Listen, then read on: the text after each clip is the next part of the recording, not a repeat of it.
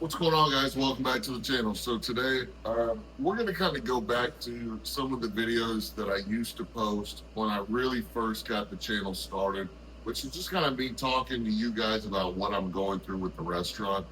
And maybe some of you guys can relate. Maybe some of this will help you out as you're going on your journey to open your pop-up food truck, trailer, or restaurant. But I think we're going to get back to these videos because I enjoy making them more than I enjoy videos like how to trim a brisket or how to get a good bark on your brisket. Those things are helpful, but that's more stuff that goes into the one-on-one mentorship program that I have, which you can check out by joining the channel at the one-on-one mentorship level. But these are the videos I really like to make. It's just kind of sharing what my thoughts and feelings and expressions are about what I'm going through in the restaurant. So right now, we're about 6 months into opening the restaurant. We were working on getting permanent permits for the building. Um, During this 6 month period, we have been making improvements to the building and the property to make sure that we can get those permits. We had reached out to the county at the beginning of the year when we wanted to take possession of the building, and basically let them know what we were trying to do, and they let us know that, hey, there's actually going to be a lot of work that needs to be done to this place before you can get permanent permits. So we've been operating on temp permits. So things like the smoke shack being built, which is 100% built now. Things like the mop sink being installed, hand sink being installed in the actual smoke shack.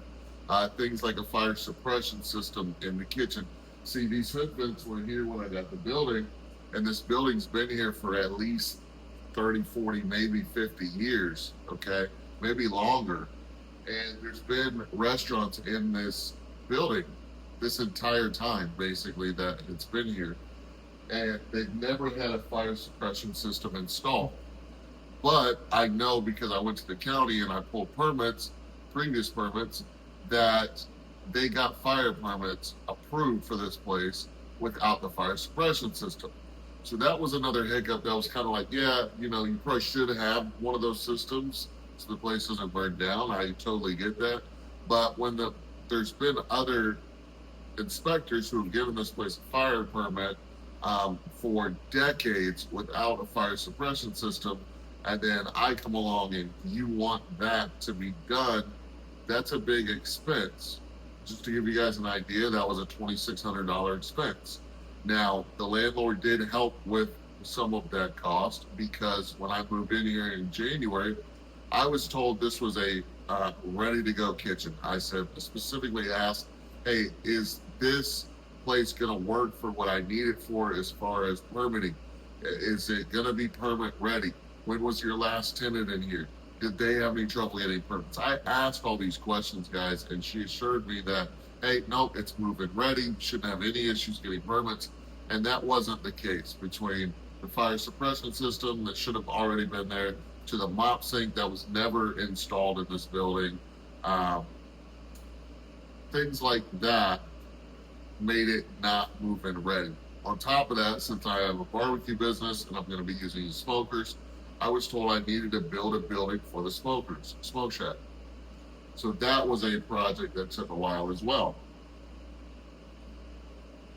Now, don't hear what I'm not saying. The landlords have been extremely helpful, and I'm very happy with the work that they have done to help me move this project along. However, the place was not move-in ready, and I started paying move-in ready rent immediately. So that's kind of frustrating, okay? Because for a while, we were literally selling barbecue out of the parking lot, and then we got tired of doing that with our temporary permit, so we moved to the patio with our temporary permits. And then we got tired of that, so we said, screw it, we're just going to move into the building. We have temporary permits. They know we're working on the permanent permits. We're just going to work out of the building. We've gotten our permitting approved by the county, but we don't have final inspections yet because fire suppression system's not fully installed. They had to pull a permit themselves, which takes time to get their permit approved before they can come out and finish actually installing and activating. Once that's done, that's really the last step to where I can have the fire marshal come out, do an inspection. I'm assuming this is a whole building. I'm assuming he's going to point out a few minor things that may need to be fixed before he comes back out and gives us our certificate of occupancy. I hope not. I hope we can kind of touch up some of those minor things I think he might point out. That way, we're a one and done inspection. We get our certificate of occupancy. Once we have that, then the health department can come out and do their final inspection. Like I said, when we first started this project, I reached out to the health department. I asked them specifically what they were looking for, and the things that she saw that we were missing, although she didn't make it out here physically, or the phone was the smoke shack bill, a hand sink in the smoke shack, and a mop sink somewhere around the building. So we did all those three things. We've got our three compartment sinks. We've got everything on the inside really that needs to be done. So aside from some structural things, maybe some touch-ups here and there, we should be good on both permits. So that's kind of where we're at. Is I'm just waiting on fire suppression system permit to get approved. So I'm gonna have to reach out to them on Monday because it has been a couple of weeks, and at this point, it's just getting frustrating. The other thing I wanted to get into was, guys, man, it is not easy to turn a big profit running a barbecue restaurant, especially in the beginning when you're not super well known.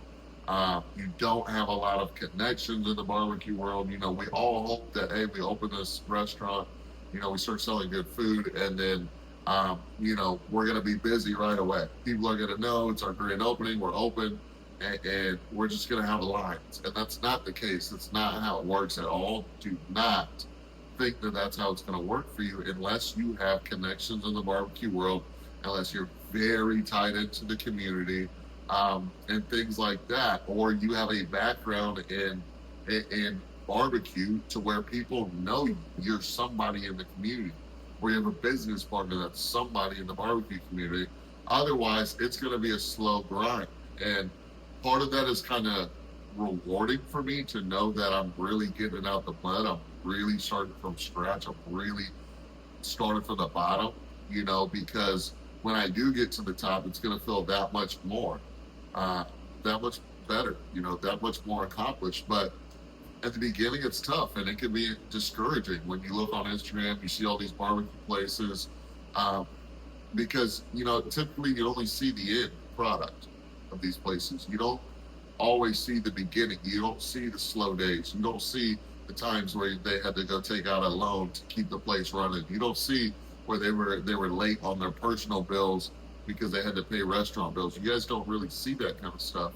You just see the end product where people are, standing out in line at 7, 8 in the morning, waiting hours to get into the place, and they sell out quick and they make a bunch of money, and it's this big, great thing, and everybody's happy. But what this channel has done, hopefully, and what I hope to continue to do, is show you the realities of the business and show you that it's not like that for most people. It's only a select few individuals at restaurants that come out the gate swinging like that. And so it is truly a week-to-week grind, a grind to where you're trying to build upon your business week after week. Can I beat last weekend's sales by $200 or $300? It's not, hey, this weekend we did $3,000. Next weekend, let's shoot for 6. That's not realistic. That's not how it works. It's not how it goes. And something that's crazy that I've realized is like, it was last week or the week before, my food cost, which I do my food cost a little bit different. I include my food cost, my paper and plastic, and my chemicals, just because I ordered it all from the same place.